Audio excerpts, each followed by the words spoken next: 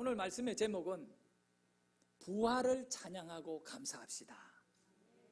우리 새안양교회 성도님들, 부활을 제대로 가슴 깊이 진하게 늘 느끼며 누리면서 여러분의 믿음이 부활로 승리된 믿음이어야 되는 겁니다. 그 믿음이 찬양이 되기를 원하고, 여러분 너무 좋은 일이 있으면 입술에서 노래가 흘러나오잖아요. 그와 같이 여러분 안에 예수님 부활이 나의 생명의 부활임을 믿겨지는 믿음으로 인해서 우리가 찬양이 끊어지지 아니하는, 매일같이 부활을 누리는 이 강이요, 물이 계속 흘러야 그 강 주위에 있는 밭이나 논이나 사람이나 그 강은 생명의 젖줄기거든요. 그런데 강이 물을 흐르다가 말라버려요. 사막에 가면 그 와디라고 하는 강이 있어요. 우기 때 비가 내리면 그 강이 흐르지만 그 외에 그 우기가 지나고 나면 나머지 한 11개월이나 10달 동안은요 완전히 메말라 있는 거친 그런 땅이 되고, 막 이게 강이었는지 아닌지 몰라요. 근데 우리 신앙이란 언제 한번 큰 은혜 받고 그 끝내는 것이 아니라 죽는 날까지, 하나님께 우리가 가는 그날까지 이 부활의 감동과 기쁨이 찬양의 강이 되어 마르지 않고 여러분과 저에게 계속 흐르는 은혜가 있기를 예수 이름으로 축원합니다. 사람이 불행해지는 것에는요 원인이 있습니다. 그냥 불행해지는 것 아닙니다. 그 사람이 불행해진 반드시 원인이 있습니다. 어마어마한 그런 사건들 속에, 나름대로 크고 작은 일들 속에 그 원인이 있어요. 원인이. 인간이 불행해지는 원인 가운데 어떤 사람은 뭐 학교 다닐 때 공부 안 해가지고 그냥 이렇게 살아요. 그게 원인이잖아요. 그렇잖아요. 어떤 사람은 뭐 도박을 해가지고 망했어요. 우리 아버지잖아요. 여러분 부모는 아니겠지만 어떤 사람은 술만 먹다가 저렇게 망했어요. 원인이 있다고요. 다 원인이 있어요. 자, 지옥에 가는 원인은 뭡니까? 예수 안 믿으면 지옥 가잖아요. 우리 성도님들도 잘 돼야 되고 예수 믿으면서 복을 받아야 돼요. 근데 예수 믿으면서도 불구하고 여전히 세상에서 어떤 한계를 벗어나지 못하고 막 그냥 힘들게 세상 속에 거의 세상에 끌려다니는 인생이 되면 안 돼요. 예수는 믿는데 그게 무슨 꼴이단 말입니까? 그걸 거부할 줄 알아야 돼요. 그 원인을 우리가 성경을 통하여 보면 시편 50편 21절에 이렇게 말씀하고 있어요. 하나님을 잊어버린 너희여, 이제 이를 생각해라. 네가 하나님을 잊었다는 걸 네가 생각해야 된다. 네가 왜 이렇게 가난한지 아니? 네가 왜 이렇게 고난을 받고 있는지 알고 있니? 예? 네가 왜 이래 아픈지 알고 있느냐? 너의 삶에 안 좋은 우환이 계속 일어나고 있는 이유가 뭔지 아니? 네가 하나님을 잊어버리고 살기 때문에 그런 거예요. 그렇지 아니하면, 네가 다시 하나님을 기억지 아니하고 생각하지 아니하면 내가 너희를 찢으리니. 여러분이 가만히 있어도 하나님이 여러분을 찢어준대요. 망하려고 노력 안 해도 하나님 잊어버리고 살아가면 그냥 하나님이 여러분을 망하도록 만들어 놓는 거예요. 우리 인생에 가장 위험한 신호가 뭐냐? 하나님이 기억이 안 나는 순간이에요. 우리가 이 코로나 때문에 예배가 중단되고 사실 뭐 교회도 못 나오고 어려운 적이 좀 있었잖아요. 처음에야 그게 뭐 그냥 그럴량하고 지나지만 점점 시간 지나면 우리 안에 일어나는 결과가 뭔지 압니까? 하나님을 잊어가는 거예요. 이것보다 더 불행은 없어요. 우리 신앙인들은 하나님이 복덩거리로 불러주셨습니다. 그 복덩거리는 복이 되기 위해서 하나님을 잊지 않아야 돼요. 그래서 성경은 그러면 하나님을 잊지 아니하고 그분을 기억하고 살아간다는 것은 무엇을 의미하는가를 시편 50편 23절에 답을 주고 있어요. 앞에서 우리가 21절에 하나님을 잊어버린 너희여, 이를 생각하고 그렇지 않으면 하나님이 너희를 찢어버리겠다 그랬잖아요. 그러면서 23절에 딱 넘어와가 뭐라고 말씀을 하느냐 하면 감사로 제사를 드리는 자가, 그러니까 감사라는 거 어디에서 오느냐 하면 생각하고 기억을 했기 때문에 감사할 수 있는 거예요. 할렐루야. 하나님을 기억 안 하면 감사가 안 되지요. 네? 그 하나님에 대하여 기억을 하고 생각을 해서 그분에 대한 감사, 그러니까 감사로 제사를 드리는 자가 나를 영화롭게 하나니. 참, 우리 하나님이 영화로워진다는 거예요. 여러분을 하나님을 영광 돌리는 일에 여러분의 예배가 그 현장이기를 예수의 이름으로 축원합니다. 오늘 우리는 부활절 무슨 예배예요? 감사 예배. 이 감사 속에 찬양이 있고 기쁨이 있고 또 말씀에 대한 확실한 은혜가 있고, 할렐루야. 그러니까 하나님을 잊지 않고 오늘 이 자리에서 예배하는 여러분들, 또 가정에서 예배하는 우리 성도님들, 하나님을 잊지 않고 예배하는 거예요. 몸이 아프고 힘들더라도 하나님 잊지 않고 예배하는 거예요. 할렐루야. 옆에 분에게 또 얘기합시다. 하나님 잊어버리면 망합니다. 하나님 안 잊기 위하여 예배합니다. 하나님은 예배는요, 예배는 하나님을 잊어버린 것이 아닙니다. 그런데 우리가 조심하셔야 돼요. 뭘 조심해야 되느냐 하면 예배를 드리는데 나 하나님 안 잊었어요 라고 말해요. 전도를 해보면 어떤 분들이 이렇게 얘기하면 나 하나님 믿어요, 나 하나님 믿고 나 집에 교회 안 가도 나 하나님 믿어요, 이런 분들이 있어요 없어요? 있잖아요.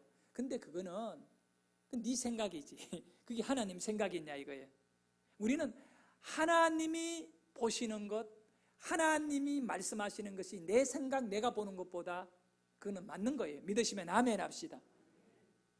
근데 우리가 얼마나 어리석었냐 하면 그저 그냥 생명 아닌 것을 보고 생명인 줄 알고 거기에다가 믿고 절하는 어리석은 것이 인간이에요. 여러분 한번 인간이 얼마나 어리석은가. 그 우상을 섬기는 사람들을 볼 때 여러분은 너무너무 답답하고 어리석잖아요. 그런데 그 사람들은요 전혀 그렇게 생각하지 않아요. 그와 같이 예수 믿는 여러분 가운데에도 이 잘못된 것이 있다는 겁니다. 그게 뭐냐 하면 예배를 드리면서 내가 드리는 이 예배가 하나님께 영화로움인 줄 알고 이 영광이니 모든 나의 예배는 하나님이 다 받았는 줄 알아요. 여러분 그렇게 생각하지 지금까지? 아니다는 겁니다. 성경에 보니까 수많은 예배를 드렸는데도 하나님이 받지 않은 예배가 너무 많은 거예요. 그래서 우리가 예배라는 것을 두 가지로 딱 나누어가 생각해야 돼요.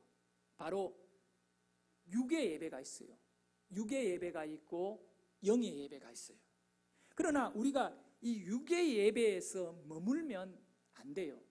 하나님은 영이시다 그랬어요. 이것이 바로 영적인 예배를 드릴 때 하나님은 영이시니 라고 말씀했잖아요. 그러니까 말씀과 성령으로 예배할지니라. 그러니까 이 성령이 역사하는 영의 예배를 드릴 때에 하나님이 감사의 제사를 받으시는 거지요.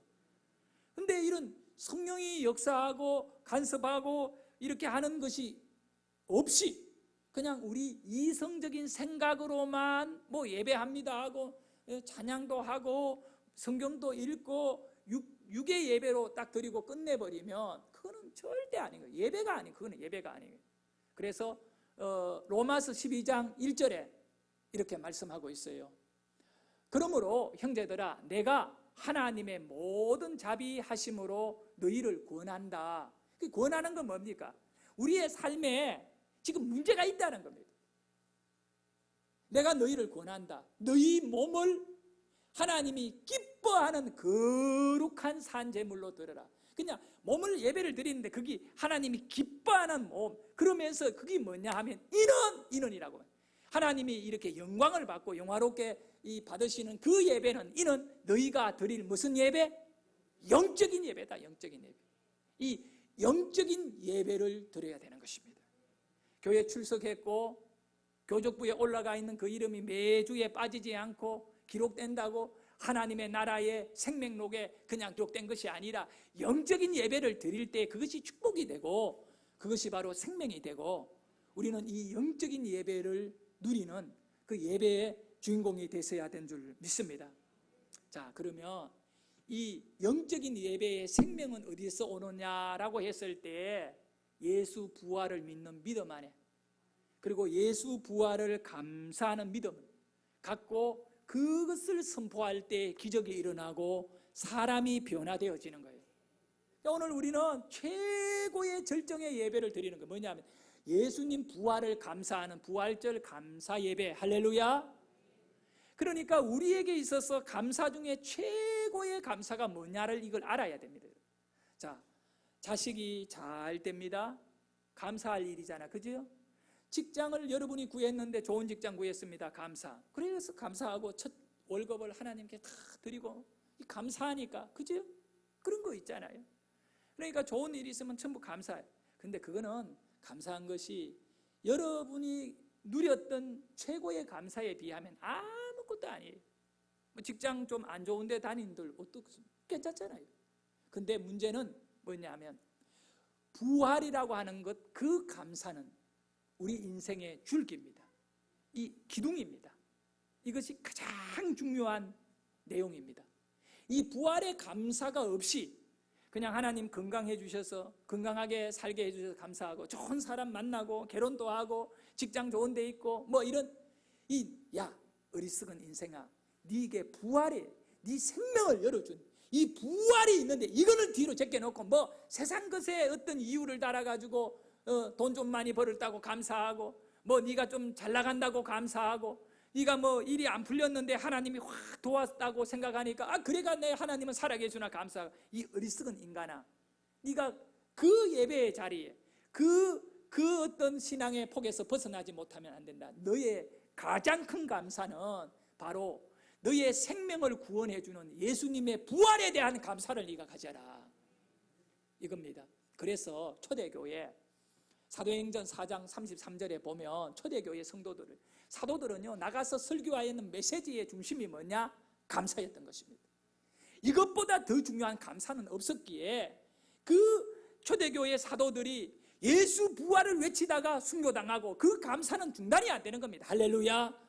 그들이 그걸 기억하고 있는 거예요. 뭘 기억하느냐? 사람들에게 예수 부활을 믿지 못하고 알지 못하는 사람에게 그거를 기억시키는 거예요. 하나님을 잊어버린 너희여, 이를 생각하라. 예수 부활을 생각해야 우리 믿음이 회복되는 것입니다. 영적으로 시험 들고 어려운 일이 있을 때 그걸 풀어보려고 거기에 그냥 매진하면 안 돼요. 예수님 부활 쪽으로 다가가면 다 문제는 풀린다고 믿습니다. 자, 그래서 우리 초대교회 그 사도들이 어떻게 복음을 외쳤는지 보도록 하겠습니다. 말씀 봅니다. 우리 크게 읽습니다. 시작. 사도들이 큰 권능으로 주 예수의 부활을 증언하니 무리가 큰 은혜를 받다. 가장 큰 은혜는 어디에서 오느냐? 예수의 부활이 선포되고 증거되는 그 현장이라고 믿습니다. 뭐 사도들이요, 이 한 가지, 그러니까 예수 부활 그 메시지 한 가지가 그들의 설교이고 그들의 다 삶이었어요. 네? 예수 부활했다. 그런데 여러분, 이 예수 부활이라고 하는 이 자체에 정말 중요한 것이 있어요. 그게 뭐냐 하면 보는 거죠. 사람들이, 초대교회 성도들이 예수님이 십자가에 딱 못 박혀 죽는 것을 봤잖아요. 이 보는 것이 그들이 가장 중요하게 믿는 거예요. 그러니까 수많은 그 유월절에 한 20만 명 이상이 유월절을 지키기 위해서 예루살렘에 왔다가 예수 죽었다는 소문을 듣기도 하고 눈으로 본 사람만 해도 상당히 많았겠죠. 다 봤습니다. 그런데 어느 날 얼마 지나지 않아 사도들이 계속 다니면서 막 얘기합니다. 뭐라고 얘기합니까? 예수 살았다고 얘기합니다. 근데 그 죽는 것을 보고 장례 치르는 것을 봤던 유대인들 입장에서는 예수 살았다는 말이 믿겨지겠어요? 안 믿겨지는 거예요. 그런 말 하는 사람을 정신병자라고 얘기했던 거예요. 쟤들 거짓말쟁이라고 얘기했던 겁니다. 안 믿겨지는 겁니다. 근데 안 믿겨지는 이 시대 가운데, 그 사람들 가운데 그거를 믿도록 하기 위해서 역사되어진 게 뭐냐? 영적인 역사가 일어나야 되네. 그것이 바로 성령이 그들에게 임해가지고 죽은 것을 무덤에 들어가는 걸 본 이 사람들에게 성령이 임해가 예수님의 부활의 사건을 확고하게 믿고 전하게 되는 것입니다. 물론 우리 예수님이 사도들에게 또 500명이 넘는 사람들을 다 만나주시고 부활하신 것을 보여주었던 것입니다. 그래서 오늘 우리가 이 예수 부활한 이 부활을 바라보고 믿는 우리의 믿음 속에 예배의 중심이 뭐여야 되느냐, 왜 우리가 이 주일날 모여서 예배하느냐, 이 가장 중요한 것이 바로 예수님의 부활입니다. 그러니까 부활을 잃어버리고 부활을 잊어버리고 부활에 대한 감동이 없는 상태의 예배를 백날 해도 그 예배는 육의 예배에 지나지 않고 영의 예배로 못 들어가니까 모든 우리 기독교의 신앙의 능력과 은혜와 생명은 어디에서 흘러나오느냐? 부활로부터 흘러나오는 것입니다. 예수님의 부활. 자, 여러분, 오늘 우리가 읽은 이 말씀 속에도 분명히 말씀하잖아요. 한 사람 아담이 죽은 것이 모든 사람을 죽였는데 한 분 예수님이 부활하심으로 우리 모두를 살려냈다고 믿으시면 아멘 합시다. 그래, 오늘 우리는 이 부활의 믿음으로 무장하고 예배자로 하나님 앞에 이 부활의 감동의 그 은혜의 깊은 감동을 갖고 예배를 해야 됩니다. 구약에 그 히브리 유대 그 사람들이 얼마나 예배를 열심히 드렸는지 몰라요. 매일매일 양을 잡고 염소를 잡고 송아지를 잡고 그래서 성전에서 막 계속 제사를 지내고요. 그런데 이 예수님이 오시기 400년 전에 하나님께서 말라기 선지자를 딱 세워가지고 말씀을 마지막으로 선포를 하게 하는 겁니다. 그 내용이 뭐냐 하면 이 예배를 중단했으면 좋겠다는 거야. 아니, 하나님은 우리에게 예배를 받으려고 창조했는데 너네들의 예배를 내가 더 이상 못 받겠다는 거야. 왜? 너희들의 예배는 육적인 예배로 굳어 있다는 거야. 내가 원하는 것은 영적인 예배라는 거야. 영적인 예배를 잃어버린 육적인 예배는 나에게 있어 지겹다는 거예요. 더 이상 그는 내가 처음부터 받지 않았을 뿐만 아니라 앞으로도 영원히 받지 않으니까 그런 헛수고하지 마. 헛수고하지 말고 교회 문 닫아라는 거예요. 여러분, 분명히 보십시오. 사람들이 하나님께 예배를 드리기 위해서 양을 가지고 갔습니다. 제물이 있었습니다. 그것을 받아가 제사 의식을 행하는 제사장도 있었습니다. 성전이라고 하는 건물도 있었습니다. 다 있었습니다. 그런데 하나님께서 그들의 예배를 거부하셨습니다. 말라기서 1장 10절의 말씀에 이렇게 기록하고 있습니다. 우리 크게 한번 같이 읽습니다. 시작.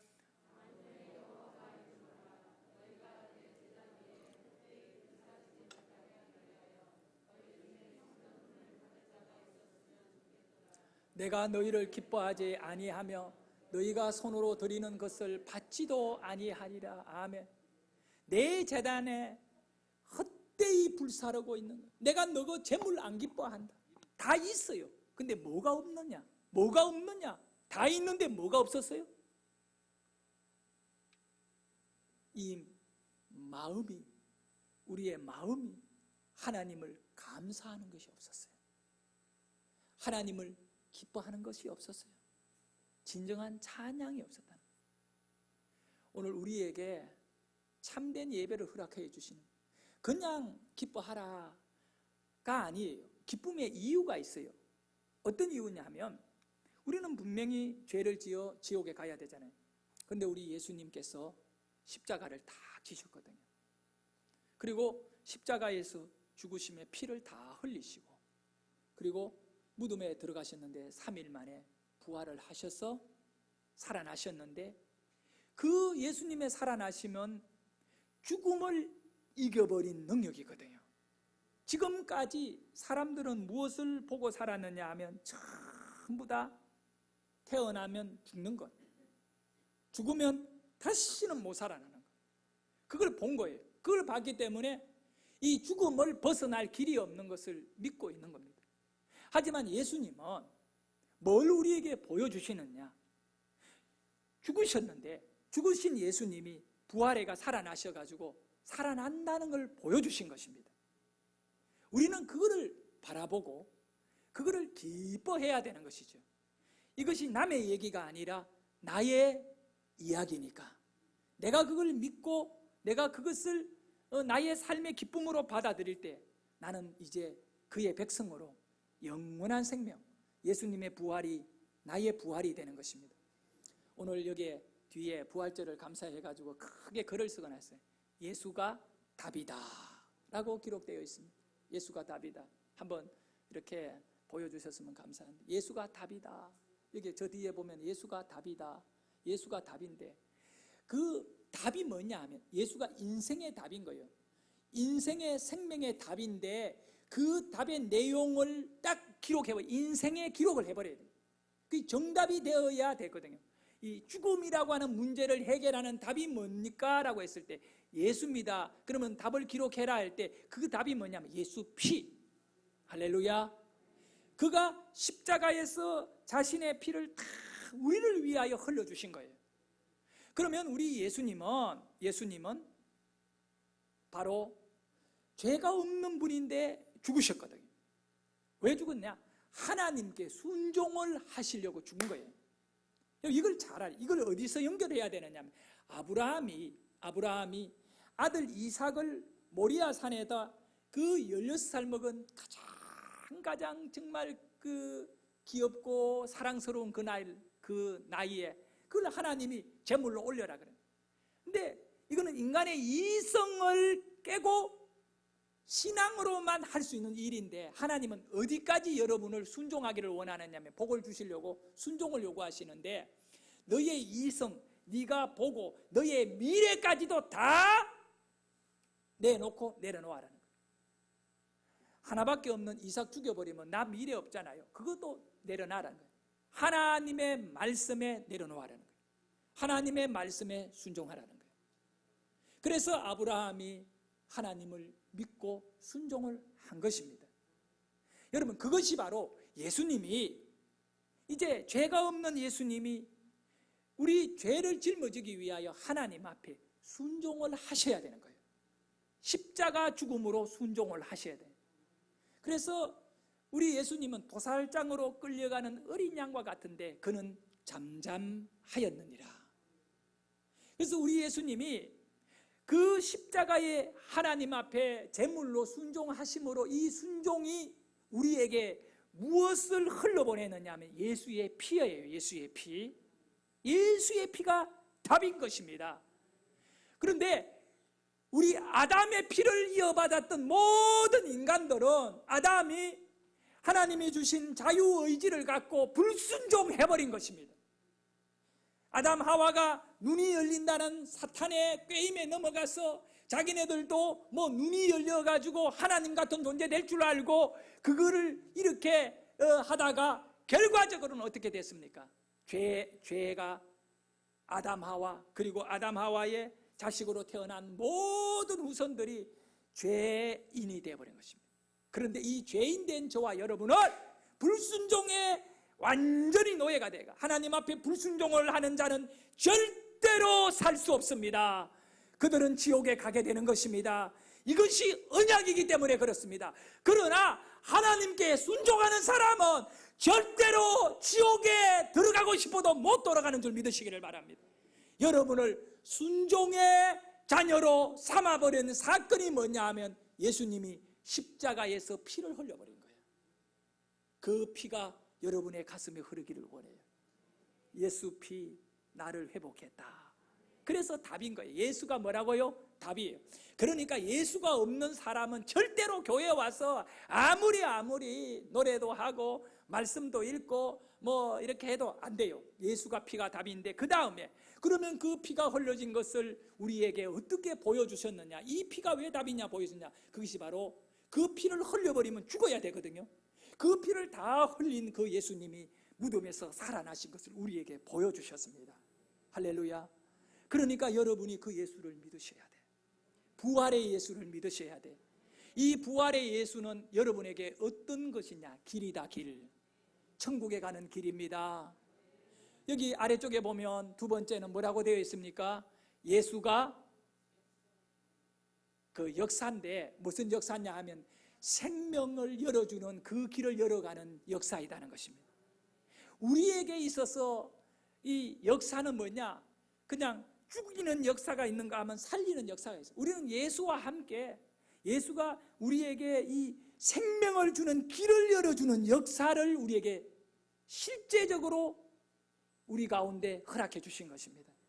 그래서 사랑하는 우리 성도 여러분들은 이 예수님의 부활은 실제적인 역사의 사건인데, 그리고 예수가 역사이다 하고 그 아래는 뭐라고 적어놨어요? 예수의 부활이 바로 이게 지어낸 것이 아니라 역사예요, 역사. 여러분은 그래도 이 참 나 감사해요. 뭐냐 하면, 야, 이거 정말 여러분, 내가 어저께 유튜브를 들었는데 실제로 내가 그대로 이야기할게요. 그 장로의 신학교, 그 통합측과 합동측인, 우리는 합동측입니다. 그래, 통합측에 있는 장로의 신학교의 신학과 4학년 학생이 유튜브를 하는데 이 팔로워가 많아요. 근데 그 유튜브를 하면서 신학교 입학하면 5가지의 큰 충격을 받는데, 5가지의 충격을 받는데, 그 중에 첫 번째가 뭐냐 하면, 교회에서 고등학교 다니고 이럴 때 막 가슴이 뜨겁고, 아니면 이 직장 생활하면서 예수 복음을 전하고 사명을 받아가 신학교에 딱 입학을 했는데, 첫 수업 시간부터 교수들이 성경을 가르치면서 뭐라 하냐면, 딱 그분이 그렇게 이야기해요. 자기가 그렇게 배웠대요. 야, 성경에 빨간 글씨 있지? 그거 누구 얘기야? 물어요. 그 성경에 있는 빨간 글씨 신약에 누구 얘기입니까?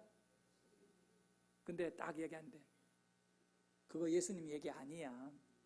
후대에 사람들이 그걸 그렇게 삽입해서 그걸 그렇게 만든 거야. 그렇게 가르쳤대. 그러면서 너희들 교회 가서 절대 그런 얘기 하지 마. 그러면 너희들에게 이단이라 하고 미쳤다 할 거야. 그렇게 할 때 애들이 막 처음에 막 못 견디는 거예요. 그리고 노트북 막 치면 사탄의 강의다 막 이런데 애들이 노트북에 막 교수한테 달라들지는 못하고. 그런데요, 4년을 공부를 딱 하고 나면 완전히 달라진대요. 계속 칼바르트. 그리고 수업에 무슨 수업이 있냐, 아주 필수 과목 중에 성경 비평학이 있어요. 그거는 필수예요, 필수. 성경을 제대로 볼 수 있어야 한다 이러면서 이거를 어떻게 하냐, 고고학적으로 분석을 해요. 그렇게 해서 성경 자체에 나오는 기적들은요, 전부 조작된 내용이고, 그거는 하나의 어떤 가설로 설정된 거니까 진짜 예수가 부활했다는 걸 믿으면 네 바보야, 이렇게 가르쳐요. 그리고 교회 가서는 그 말하면 안 돼. 이런 사람들이 목회자가 내가 쏟아져 나오고 있어요. 그리고 본인이 4학년인데 뭐라고 얘기하느냐, 나는 처음에 충격을 받았는데 4학년으로 공부를 하고 나니까, 하나님의 말씀과 인간의 이성이 말씀도 신학교에서 자기가 깨워졌고, 내 이성도 말씀을 바로 판단할 수 있는 거로 깨워져서 나는 이제는 혼란에 빠지지 않는다 말이에요. 그래서 성경에 나오는 기적들을요, 기적이 있잖아요, 그거를 다 제거하는 거야. 그러면 그 기적을 제거하다 보면 예수 부활도 제거 대상이 되는 거예요. 그 무슨 목사입니까? 무슨 신학생이고 신학교 교수입니까? 그렇게 해서 유럽 교회가 다 망했습니다. 그렇게 해서 미국 교회들이 많이 망하고 있습니다. 그렇게 해서 우리 한국 교회도 지금 망하고 있습니다. 근데 우리가 끝까지 지켜야 되는 것은 예수 부활입니다. 이거는 역사입니다. 우리는 이걸 감동을 하고 감사해야 됩니다. 말씀을 어느 정도 좀 정리할게요. 여러분, 부활을 믿게 되는 믿음에 들어가면 천없는 인생이라도 변화됩니다. 우리 박효진 장로님이라고 이 형무소에서 아주 높은 위치에 간부로 계시다가 은퇴를 하셨는데, 그분 간증하러 많이 됩니다. 이분이 그 경험했던 교도소에서 일어났던 사건, 실제적인 역사를, 그 같이 신우의 회원들이 너무너무 많을 건데 그 거짓말이 아니고 진실이기 때문에 영화로 만들어졌던 거예요. 이 특별히 도형이라고 하는 죄수가 있었는데, 이 청년인데 너무너무 포악하고 사람을 너무 많이 죽여가지고 사형이 이렇게 뭐라고 합니까? 사형수예요, 사형수. 근데 그 밧줄이라는 영화가 있어요. 여러분, 밧줄. 그 밧줄은 이 목을 이렇게 마지막에 사형수 매는 그 밧줄을 의미하는데, 그 영화에도 이렇게 소개가 된 거고 한데, 이 도영이라고 하는 이 친구는 포악하고요, 정상적인 대화가 안 돼. 모든 언어면 모든 것이. 그 사람의 인생이 뭐냐면 짐승같이 살다가 짐승같이 죽는다 이거예요. 그 누가 그 상대할 수 있겠습니까? 근데 이 박효진 장로님이 기도하면서 저 영혼도 하나님 구원받아야 되지 않습니까? 내가 이 지금 교도소에 간수로 있는데 저 사람 변하게 돼. 장로님이 막 눈물에 기도합니다. 난 목사님보다 장로님이 더 훌륭한 것 같아요. 그렇게 하면서 이 도영이에게 이 믿음으로 교훈하고 하는데 이 도영이가 변화되기 시작했어요. 그러니까 이 복음을 전했는데 완전히 짐승 같은 이 도영이가 마음을 열고 흐느끼기 시작했어요. 그래서 사형수 도영이에게 물었던 겁니다. 도영아, 너 죽을 준비 됐니? 이거는 마지막에 신앙을 체크하는 것이에요. 너 죽을 준비 됐니? 그런데 이 도영이가 울컥 울음을 터뜨리면서 그 큰 몸이 박효진 장로님을 끌어안고 통곡을 하고 통곡을 하며 우는 것입니다. 내가 좀 더 일찍 예수님을 알았더라면 이런 나쁜 짓을 안 했을 것입니다. 그렇게 울며 박효진 장로님을 끌어안고 흐느꼈던 도영이가 장로님이 준 성경을요 읽고 다니는데 그 운동 낮에 사형수들은 노역이 없습니다. 그냥 죽는 날까지 밥 먹이고 운동시키고 그냥 있다가 법무부에서 죽여라 그러면 그 잡아내가 목매에 다는 겁니다. 근데 죽기 전에 계속 성경을 가슴에 안고 다니는 거예요. 식당에 가서도 밥 먹다가 읽고 울고. 그런데 이 도영이가 배운 대로 한다고 누가 전도했느냐, 이게 굉장히 중요한 거예요. 박효진 장로님으로부터 전도받은 도영이가 사형수들 만나면 얘기합니다. 누구시 죽을 준비 되었습니까? 감옥 안에서 미치려는 거 사람. 사형수들은요 죽음이라는 단어는 이 금기어대요. 근데 이제 이거는 막 공개적으로 이야기하고, 또 죄수들 만나면 형님 죽을 준비 됐습니까? 예, 누구야? 너 죽을 준비 됐느냐? 계속 성경으로 복음을 전하는데 사람들이 처음에는 저 도영이가 이제 사형수라가 정신이 나가는, 아주 정신이 나간 정신병자가 됐나 보다라고 여겼는데 그게 아니에요. 변화된 거예요. 변화돼 가지고 그렇게 하다가 이제 법무부에서 어느 날 도영이를 형 집행하라는 그 명령이 떨어졌어. 근데 이제 한 사람을 집행하게 되면 그 직원들 담당자들이 너무 힘들어한대요. 그 목매다다는 거, 그거 버튼 누르는 사람이나 아니면 그 시체를 치우는 사람들은 막 자다가도 막 그것이 떠오르고 그 몸부림치고 죽는 모습이 너무 고통스러운데, 우리 그 박효진 장로님이 신우의 회원들을 다 모았대. 몇십 명 모아놓고 얘기했대요. 도영이는 우리가 하나님께 보내주자. 우리가 일하자. 그래가 다른 직원들, 끓이는 직원들 다 그만두게 하고 신우의 회원들이 회의를 딱 했어요. 누구누구는 도영이를 데리고 나오고, 또 누구누구는 도영이 임종 예배를 어디에서 드리는데 누가 설교하고 누가 기도하고 누가 권면하고 뭐 이거 순서를 다. 야, 이분 또 임종 예배는 아주 싱싱할 때 드리는 거예요. 보통은 침대에서 마지막 호흡하고 있을 때 임종 예배 드리는데 죄수로 죽다 보니까 그렇게 임종 예배 다 짰어. 그러나 이것을 도영이가 받아줘야 할 거 아니겠어요? 근데 보통요 이렇게 사형을 집행하러 갈 때 면회 왔다 하고 불러낸대요. 근데 이 사람은 영물입니다. 그렇기 때문에 가서 그냥 한 사람 두 사람이 가서 누구누구 면회 그러면 딱 알아차려가지고 절대 안 나온대요. 그 창살 방 안에서 딱 버틴대요. 그러니까 아예 여러 명이, 대여섯 명이 간대요. 등발 좋은 사람들이 가서 누구누구 면회 왔다 나오라 이러면 죽는 줄 알고 문을 딱 잡고 버틴대. 그러면 5분이면 갈 거리를요 이 사형수는 간수들에게 붙들려가 양팔에 매달려가 두 다리가 땅에 질질 끌려간대. 한 발짝도 자기가 딛지 못한대요. 안 가려고 다리에 힘을 다 빼고 그냥 끌려나가서 사형장 앞에 갖다 딱 앉혀놓고 마지막 질문하고 그렇게 한대요. 근데 두 번째, 그게 딱 앉으면 밧줄이 보이는데, 일단 그 앉아가 있으면 밧줄이 보이는데 밧줄 보면 두 번째 기절해본대요. 사람들 거의 대다수가 기절 안 하고 딱 버티는 사람들이 몇 가지 현상이 있대. 막 욕을 하고요, 나는 억울하다 그러고 막 말할 수 없는 그런 행동을 하고, 그나마 조용하게 받아들이는 사람은 이렇게 얘기한답니다. 마지막으로 담배 한 대 피우게 해라. 담배를 주면, 불 붙여주면 그거 담배 입에 갖다 대지를 못한대. 이러면서 그걸 피우는데, 박효진 장로님의 얘기하면 그 담배 연기가 사라지는 동시에 그는 죽음을 통하여 인생이 끝난다. 얼마나 슬픈지 모릅니다. 근데 도영이는 데리러 갔네. 도영아, 장로님이 물었어요. 도영아, 이제 죽을 준비 됐나? 그러니까 그 도영이가 하나님 앞에 준비됐다고. 그러고 나와 예배를 드리고요.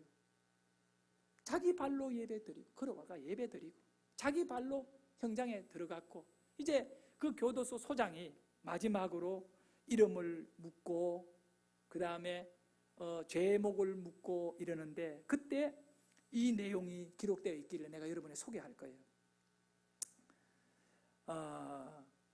이 도영이가 이제 자기 이름 불리고 이 다음에 이런 대답이죠. 지금 소장님께서 읽으실 그 죄를 제가 다 지었습니다. 제가 인정합니다. 그러나 그 죄는 내가 하나님을 알기 전에 지었던 죄입니다. 하나님께서 다 용서해 주시고 기억도 하지 아니하시는 그 더러운 죄를 또다시 제 귀로 듣고 가기가 싫습니다. 용서받은 영혼 깨끗한 그대로 아버지 나라에 갈 수 있도록 제발 그 더러운 죄를 잊지 말아 주셨으면 좋겠습니다. 저는 과거 짐승처럼 살다가 짐승처럼 죽겠다고 했습니다. 그런데 여기서 하나님을 만났습니다. 하나님을 만난 이후에 제 손에 죽은 억울한 피해자들을 위해 남몰래 기도했습니다. 나는 오늘 천국에 갑니다. 거기서 그분들의 유가족들을 위해 기도하겠습니다. 천국에서 다시 한번 저를 만나 주십시오. 천국에서는 사형수가 아니라 죄 없는 하나님의 아들로서 여러분들을 만날 것입니다. 나의 장기와 몸을 의료연구용으로 또 다른 사람을 위해서 다 기증하겠습니다 하고, 그 이제 마지막 보자기를 덮어 씌우기 전에 이 도영이가 환하게 웃으면서 받아들이더래요. 그런데 이런 일이 일어날 수 있는 것은 다른 철없는 것으로 이 사람을 어떻게 이렇게 변화시킬 수 있겠습니까? 예수님 부활이 너의 부활이다. 다른 어떤 것으로 이 도영이의 죄를 갚아주고 천국 갈 수 있겠습니까? 예수님의 부활이다. 부활이다. 부활을 믿으니까 도영이가 확 바뀌어진 것입니다. 이 실화인데요, 어떤 여집사님이 폐암으로 죽게 되었습니다. 집에서 이제 마지막 죽음을 기다리면 너무너무 아프고 힘든데 하나님께 원망밖에 할 것 없습니다. 하나님, 저 남편은 앞으로 어떻게 살아라고요? 저 어린 아이들은 어떻게 살아라고요? 막 그렇게 악을 쓰면서 하나님을 의지하여 이렇게 원망스럽고 막 고통스러워 하는데, 하나님께서 이 여집사님에게 마음에 계속 올라오는 음성을 주시기에, 누구야? 너 감사해. 누구야? 너 찬양해. 계속 그런 마음이 올라오는데 그가 순종한 거예요. 하나님, 내 남편 하나님이 책임져 줄 거 아닙니까? 내 자식 하나님 책임져 주네. 나 이제 편하게 갈게요. 그리고 노래 부르고요. 사람이 헷갈아간 거예요. 계속 감사한 거예요.